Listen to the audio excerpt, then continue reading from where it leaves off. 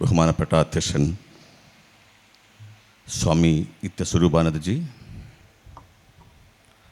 ഉദ്ഘാടനം നിർവഹിച്ച ഡോക്ടർ സുജിത് വിജയൻപിള്ള,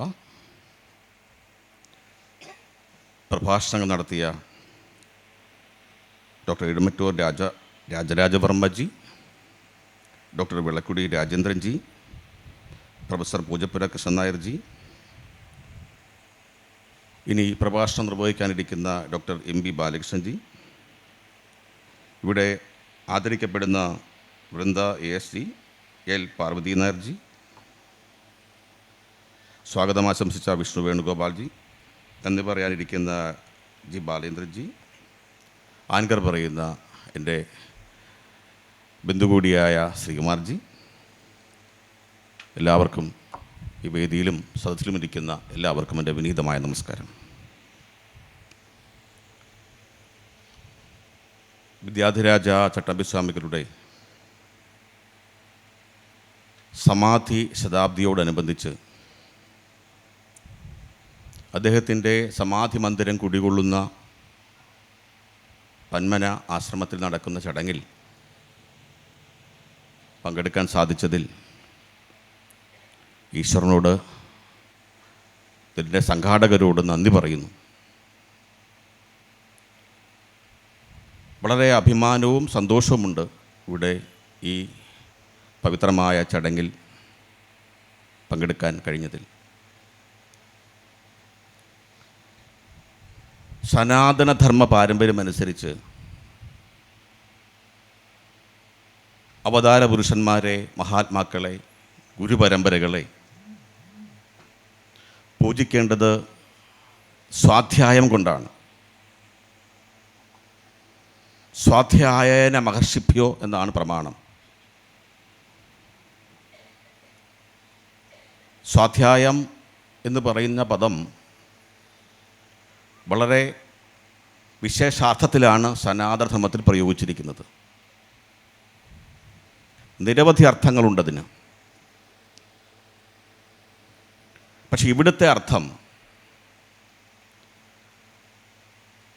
വ്യക്തിക്കും സമാജത്തിനും പരമനന്മ നൽകിയ മഹാത്മാക്കളെ പൂജിക്കേണ്ടത് അവരുടെ ജീവിതവും ദർശനവും ശരിയായി പഠിച്ച് പ്രചരിപ്പിച്ചുകൊണ്ടാണെന്നാണ്.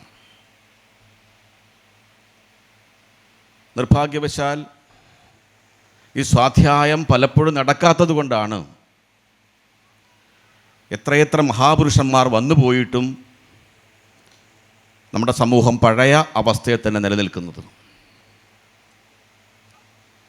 നമ്മളേതെങ്കിലും മഹാത്മാവ് വന്ന് അവരുടെ ബുദ്ധിപ്രഭാവം കൊണ്ടും പൗരുഷം കൊണ്ടും എന്തെങ്കിലും കാഴ്ചവെച്ചാൽ അവരുടനെ നമ്മൾ ഈശ്വരനായി മാറ്റി നിർത്തും. അവരുടെ ജീവിതമോ സന്ദേശമോ നമുക്ക് പഠിക്കാൻ കഴിയില്ല, പിന്തുടരാനാവില്ല എന്നുള്ള തെറ്റായ മനോഭാവം എടുക്കും.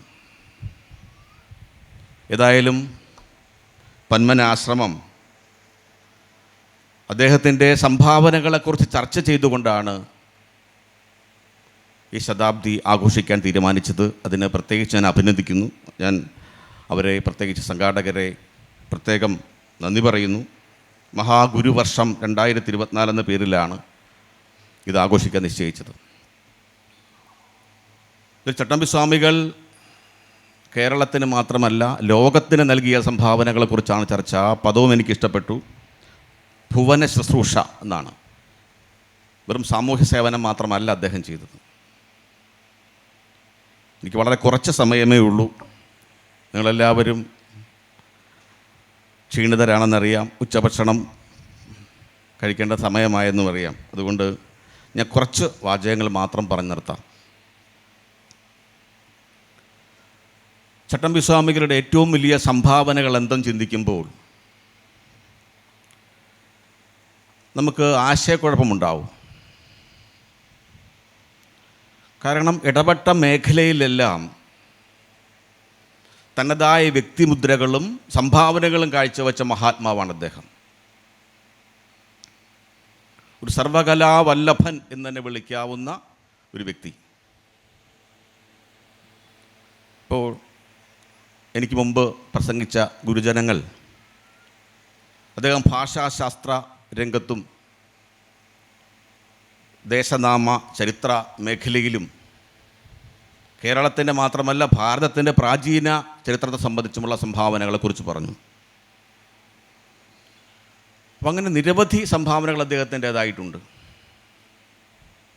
പക്ഷേ എനിക്ക് ബോധ്യപ്പെട്ട ഏറ്റവും മികച്ച സംഭാവനകൾ ഒരു 10-11 ഉണ്ട്. അത് വിശദീകരിക്കാൻ സമയമില്ലെങ്കിലും സൂചിപ്പിക്കാം.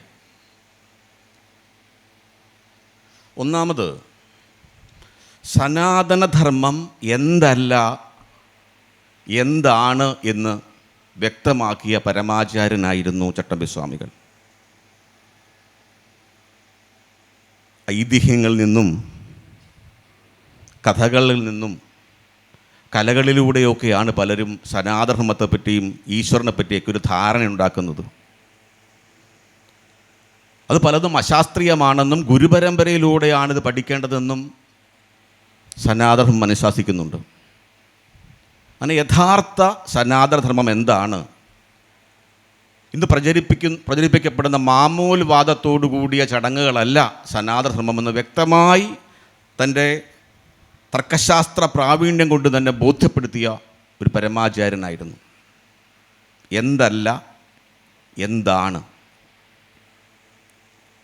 ഇന്ന് പലപ്പോഴും മാമൂൽവാദം എന്ന രീതിയിലാണ് പലരും ഇപ്പോഴും അദ്ദേഹത്തിൻ്റെ സമാധി കഴിഞ്ഞ് 100 വർഷം പിന്നിടുമ്പോൾ പോലും പലരും സനാതനധർമ്മത്തെ വിലയിരുത്തുന്നത്.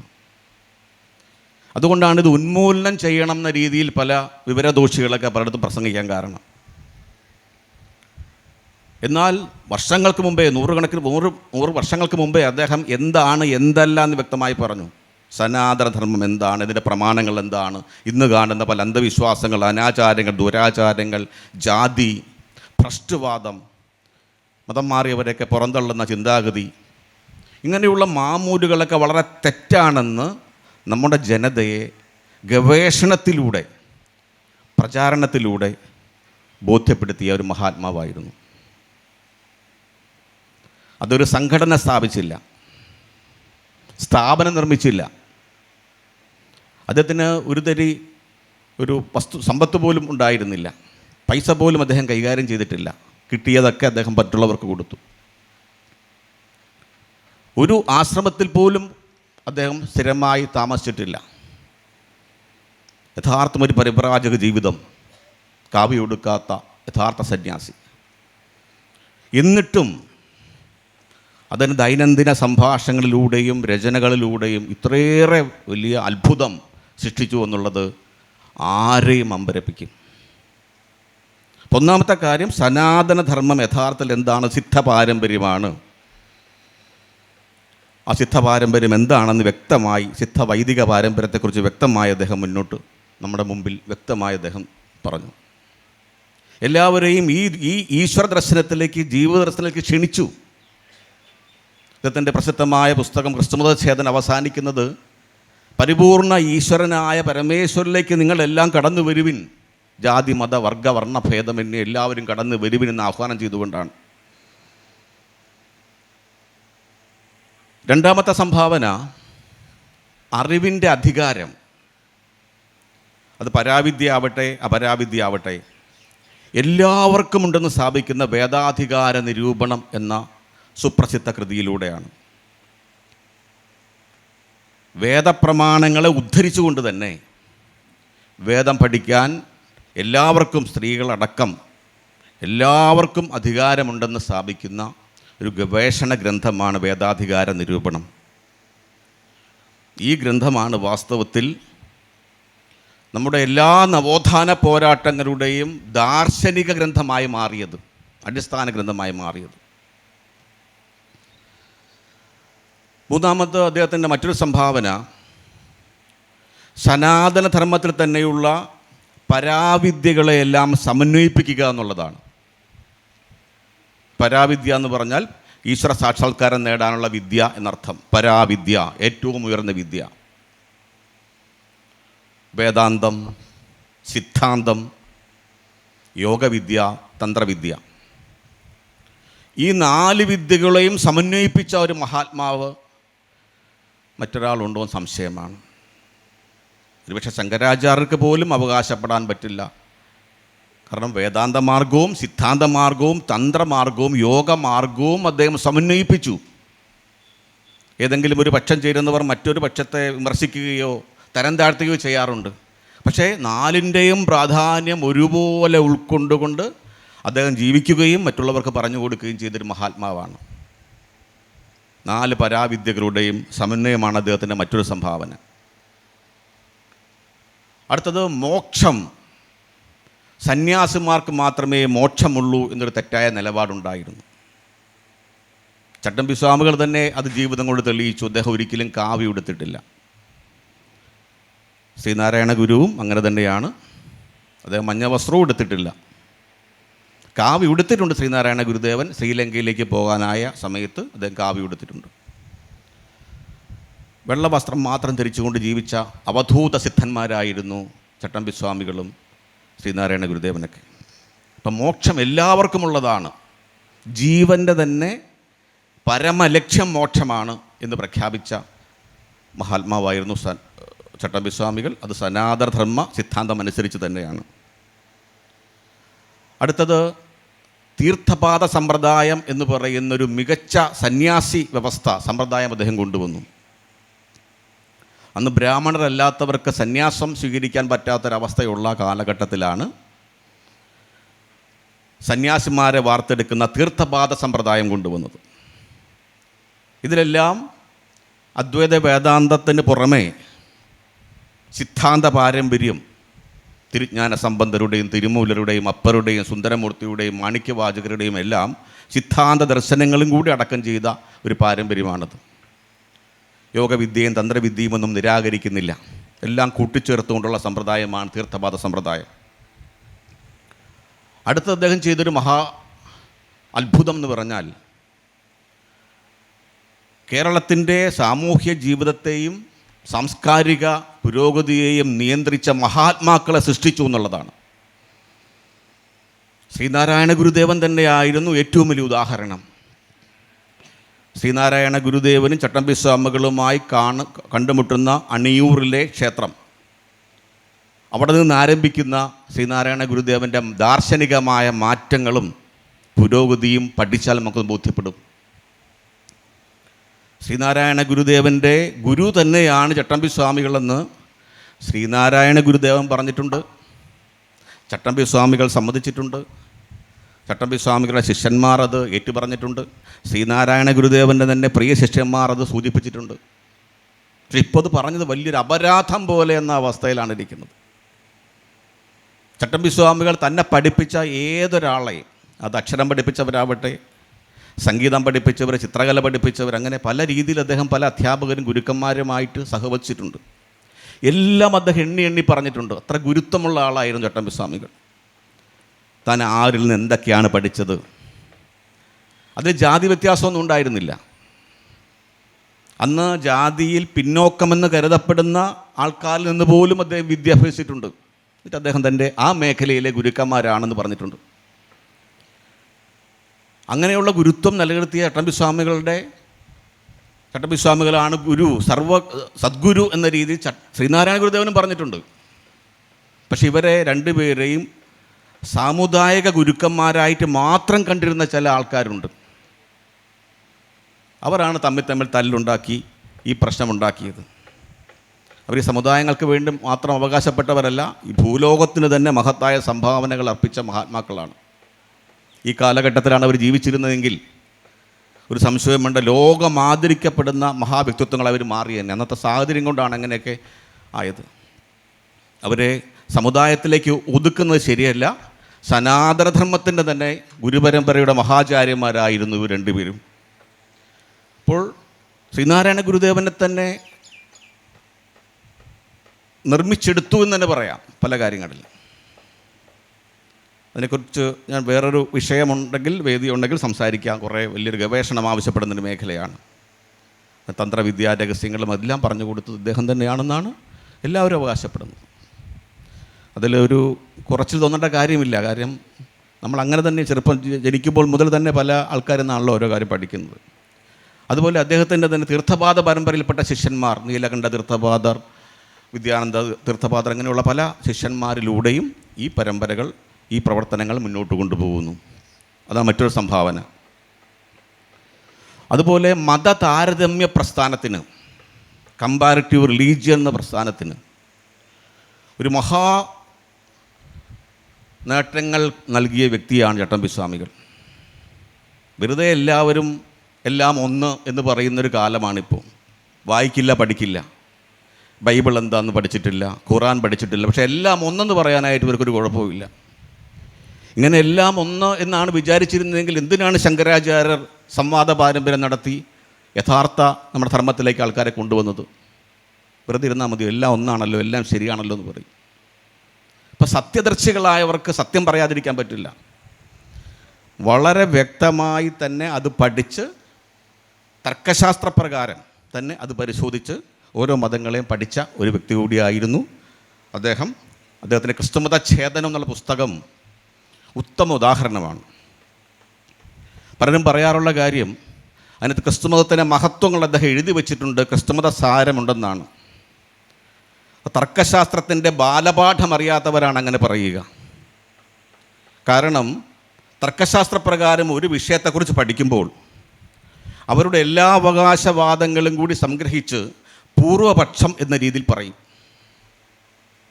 അങ്ങനെ ക്രിസ്തുമതത്തെക്കുറിച്ച് അവർ പറഞ്ഞുകൊണ്ടിരുന്ന എല്ലാ അവകാശവാദങ്ങളും കൂടി പൂർവപക്ഷം എന്ന രീതിയിൽ സംഗ്രഹിച്ച് എഴുതിയതാണ് ക്രിസ്തുമത സാരം. അതിനുശേഷമാണ് അദ്ദേഹത്തിൻ്റെ അതിൻ്റെ വിമർശനങ്ങൾ വരുന്നത്. ഒരു കൃതിയെ ഒരു ഭാഗം അധ്യായം മാത്രം എടുത്ത് വിലയിരുത്തിയാൽ പോരാ, അതിൻ്റെ അവസാനം കൺക്ലൂഷൻ എന്താണെന്ന് നമ്മൾ നോക്കണം. നിഗമനം, പൂർവപക്ഷം, ഉത്തരപക്ഷം, സംപക്ഷം. നിഗമനം എന്താണെന്ന് നോക്കണം. നിഗമനം പറയുന്നത് ശാസ്ത്രീയമായ യുക്തി കൊണ്ടും പ്രമാണം കൊണ്ടും തെളിവുകൾ കൊണ്ടും അതിനെ നിരാകരിച്ച് സനാതനധർമ്മത്തിലേക്ക്, പരമേശ്വരിലേക്ക് കടന്നു വരൂ എന്ന് ആഹ്വാനം ചെയ്തുകൊണ്ടാണ് കൃതി അവസാനിക്കുന്നത്. അങ്ങനെ പച്ചയ്ക്ക് എഴുതി വച്ചിട്ട് ആ കൃതിയെ പോലും അട്ടിമറിച്ചാൽ പിന്നെ സ്വാധ്യായത്തിന് എന്താണ് പ്രസക്തി എന്നുള്ളതാണ് എൻ്റെ ചോദ്യം. അതുപോലെ തന്നെ മതപരിവർത്തനത്തെ പ്രതിരോധിക്കുന്നതിൽ അദ്ദേഹം ചെയ്ത ഒരു വലിയ പങ്കുണ്ട്. അദ്ദേഹവും പിന്നീട് വന്ന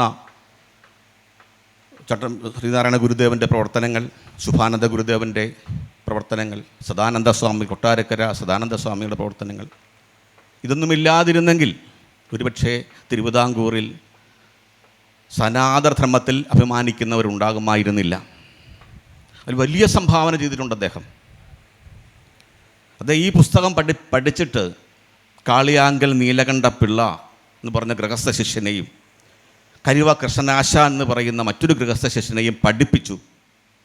ഒരു പ്രഭാഷണ പരമ്പരകളിലൂടെ പലയിടത്ത് യാത്ര ചെയ്താണ് അന്നൊരു കൊടുങ്കാറ്റ് പോലെ വന്ന മതപരിവർത്തന വ്യാധിയെ തടഞ്ഞു നിർത്തിയതും തിരിച്ചു കൊണ്ടുവന്നതും. 1841 സെൻസസിൽ വ്യക്തമായി ചട്ടമ്പി സ്വാമികളുടെ പ്രഭാവം പറയുന്നുണ്ട്. ചട്ടമ്പി സ്വാമികളുടെ പ്രവർത്തനമില്ലായിരുന്നുവെങ്കിൽ നമുക്കിങ്ങനെ ഒന്നും ഇരിക്കാൻ പോലും പറ്റുമായിരുന്നില്ല. എത്ര പേര് തിരിച്ചറിയുന്നുണ്ട് എന്ന് നമുക്കറിയില്ല. അതുപോലെ നവോത്ഥാന പോരാട്ടങ്ങളിൽ ശ്രീനാരായണ ഗുരുവുമായിട്ട് പല നായർ ഗ്രഹങ്ങളിൽ, അന്നൊക്കെ അവരെ ഈഴവ വിഭാഗത്തെ പടിക്ക് പുറത്തല്ലേ നിർത്തുക. ചട്ടമ്പി സ്വാമികൾ ശ്രീനാരായണ ഗുരുദേവനുമായിട്ട് പല ഉന്നത നായർ ഗ്രഹങ്ങളിൽ പോവുകയും അങ്ങനെ ഒരു നല്ലൊരു സഹകരണമുണ്ടായി. നവോത്ഥാനത്തിൻ്റെ ചാലക ശക്തിയായിട്ട് ഈ നായർ ഈഴവ സഹകരണം മാറി എന്നുള്ളതാണ് ചരിത്രം. കേരളത്തിൻ്റെ ചരിത്രം പഠിച്ചാൽ, നവോത്ഥാന ചരിത്രം പഠിച്ചാൽ നമുക്ക് മനസ്സിലാകും.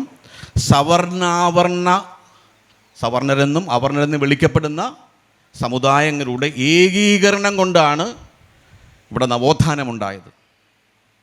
അവരുടെ എല്ലാം ലക്ഷ്യം ഹൈന്ദവ ഏകീകരണം, ജാതിനാശം, മതപരിവർത്തനത്തിൽ നിന്നുള്ള മുക്തി, മോചനം, അതുപോലെ എല്ലാ മേഖലയിലും നവോത്ഥാനം തുടങ്ങിയ ലക്ഷ്യങ്ങളായിരുന്നു.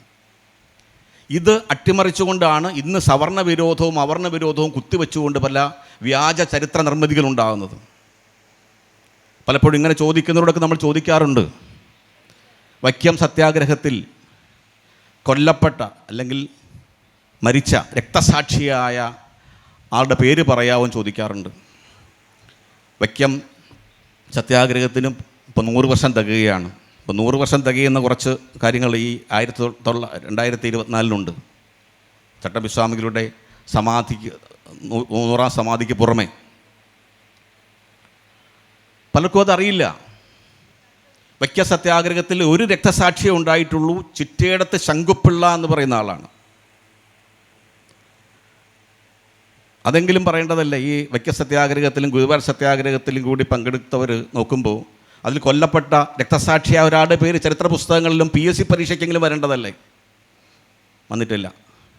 അത് വന്നാൽ ഇവരുണ്ടാക്കുന്ന സവർണാഭരണ വിരോധം പൊളിയും. ചിറ്റടത്ത് ശങ്കുപിള്ള ജാതി പറയുകയാണെങ്കിൽ നായരായിരുന്നു, നായർ വിഭാഗത്തിൽപ്പെട്ട ആളാണ്. ഇത് വൈക്കം സത്യാഗ്രഹത്തിൽ മാത്രമല്ല പങ്കെടുത്തത്. അദ്ദേഹം ജനിച്ചപ്പോൾ മുതൽ അവിടെ കാണുന്ന സാമൂഹ്യ അസമത്വങ്ങൾക്കെതിരെ പോരാടുകയും സനാതനധർമ്മം ശരിയായി പഠിച്ച അദ്ദേഹം തൻ്റെ കുടുംബക്ഷേത്രത്തിൽ ഉൾപ്പെടെ എല്ലാവരെയും കയറ്റാൻ വേണ്ടി പരിശ്രമിക്കുകയൊക്കെ ചെയ്തൊരു മഹാത്മാവാണ്. അദ്ദേഹമാണ് മാമൂൽവാദികളുടെ ആക്രമണങ്ങളിൽ മരിച്ചത്. ചിറ്റേടത്ത് ശങ്കുപിള്ള. വൈക്കം സത്യാഗ്രഹത്തിൽ പങ്കെടുത്ത് 2 പേർക്കാണ് കണ്ണുകൾ നഷ്ടപ്പെട്ടത്.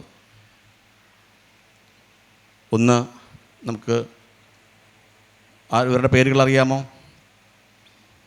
2 പേരാണ് കണ്ണ് നഷ്ടപ്പെടുന്ന. രാമചാടി തേവൻ എന്ന് പറയുന്ന ഒരു പുലയ വിഭാഗത്തിൽപ്പെട്ട ഒരു സ്വാതന്ത്ര്യ സമര സേനാനി. ഒരു രാമനെളയത് ജാതി പറഞ്ഞാൽ ബ്രാഹ്മണനാണ്. അദ്ദേഹത്തിന് വഴിയിലുള്ള നടക്കാമായിരുന്നു, ക്ഷേത്രത്തിൽ കയറാമായിരുന്നു, വേണമെങ്കിൽ പൂജിക്കുകയും ചെയ്യാമായിരുന്നു. അദ്ദേഹം എന്തിനു വേണ്ടിയാണ് സമരത്തിൽ പങ്കെടുത്തത്? അതുപോലെ ധാരാളം സമരഭടന്മാരെ, ഗോവിന്ദ പണിക്കർ ഉൾപ്പെടെയുള്ള ധാരാളം സമരഭടന്മാരെ നമുക്ക് ആ ചരിത്രത്തിൽ കാണാൻ കഴിയും. സവർണ ജാഥ കാണുവാൻ കഴിയും. ഗുരുവായൂർ സത്യാഗ്രഹത്തിൽ പങ്കെടുത്തത് മുഴുവനും സവർണരെന്ന് വിളിക്കപ്പെടുന്ന വിഭാഗത്തിൽപ്പെട്ടവരാണ്. അന്ന് പൊന്നാനി താലൂക്കിൻ്റെ ഭാഗമായിരുന്ന ആ പ്രദേശത്ത് ഗുരുവായൂർ ക്ഷേത്രത്തിലേക്ക് അവർണരെന്ന് വിളിക്കപ്പെടുന്നവരെ പ്രവേശിപ്പിക്കണമോ വേണ്ടയോ എന്ന് അന്ന് ഹിതപരിശോധന നടത്തി, വോട്ടെടുപ്പ് നടത്തി. അന്ന് 77% സവർണ വിഭാഗത്തിൽപ്പെട്ടവർ പറഞ്ഞത് എല്ലാവരെയും ക്ഷേത്രത്തിൽ കയറ്റണമെന്നാണ്. 10% പേര് നിഷ്പക്ഷരായി നിന്നു. ബാക്കിയുള്ളവർ മാത്രമാണ് മാമൂൽവാദികളായി ഉണ്ടായിരുന്നത്. ഇവരെന്ത് അവർണ വിരോധമാണ് ഇന്നും കുത്തിവെച്ചുകൊണ്ടിരിക്കുന്നത്. അപ്പോൾ ഈ ഒരു ഐക്യം എന്ന് വെച്ചാൽ അവർണ ഭേദമില്ലാതെ എല്ലാവരെയും ബാധിച്ച, എല്ലാവരും ജാതിയുടെ ദുരന്തഫലങ്ങൾ അനുഭവിച്ചിട്ടുണ്ട്. സവർണരെന്ന് വിളിക്കപ്പെടുന്നവരും അവർണരെന്ന് വിളിക്കപ്പെടുന്നവരും രാജാക്കന്മാർ പോലും. അത് നീക്കാനായിട്ട് ഈ ആധ്യാത്മിക ഗുരുക്കന്മാരുടെ മാർഗദർശനത്തിൽ നടത്തിയ സവർണാവർണ ഭേദമന്യേ നടത്തിയ പോരാട്ടമാണ് യഥാർത്ഥ നവോത്ഥാന ചരിതം. ചട്ടമ്പിസ്വാമികളുടെ സംഭാവനകൾ വളരെ വലുതാണ്. അതുപോലെ ഇപ്പോൾ ഭാഷ, ചരിത്രം, ദേശനാമ ചരിത്രം തുടങ്ങിയ മേഖലകളിലെ അദ്ദേഹത്തിൻ്റെ സംഭാവനകളെക്കുറിച്ച് പറഞ്ഞു. ഇത് ശരിയായി മനസ്സിലാക്കാനും അത് മുന്നോട്ട് കൊണ്ടുപോകാനുള്ള സദ്ബുദ്ധിയാണ് നമുക്ക് ഈ 100ാം വാർഷികത്തിൽ അദ്ദേഹത്തിൻ്റെ സമാധിയുടെ 100ാം വാർഷികത്തിൽ നമ്മളെല്ലാവരും ചേർന്നെടുക്കേണ്ട തീരുമാനം. ധാരാളം മഹത്വങ്ങൾ അദ്ദേഹത്തിനുണ്ട്, ഇതൊന്നും എണ്ണിയാൽ ഒടുങ്ങില്ല. പക്ഷേ ഈ പ്രധാനപ്പെട്ട സംഭാവനകളെ മറന്നു പോയാൽ നമ്മൾ അദ്ദേഹത്തോട് ചെയ്യുന്ന കൊടും പാപമായിരിക്കും. അദ്ദേഹം തന്നെ പറഞ്ഞിട്ടുണ്ട്, കുറേ നാൾ കഴിഞ്ഞാലേ ഞാൻ പറയുന്ന കാര്യങ്ങളൊക്കെ നമുക്ക് മനസ്സിലാകുമെന്ന്. ഇപ്പോൾ മനസ്സിലായിക്കൊണ്ടിരിക്കുകയാണ്. പക്ഷേ എല്ലാവർക്കും മനസ്സിലാക്കി കൊടുക്കേണ്ട ഉത്തരവാദിത്വം നമ്മളെല്ലാവരും ഏറ്റെടുക്കണം എന്ന് മാത്രം പറഞ്ഞുകൊണ്ട് എന്നെ ഈ ചടങ്ങിന് വിളിച്ച സംഘാടകർ, പ്രത്യേകിച്ചും ഗിരീഷ് ജി, എല്ലാവരോടും ഹൃദയം നിറഞ്ഞ നന്ദി രേഖപ്പെടുത്തിക്കൊണ്ട് നിർത്തുന്നു. നന്ദി, നമസ്കാരം.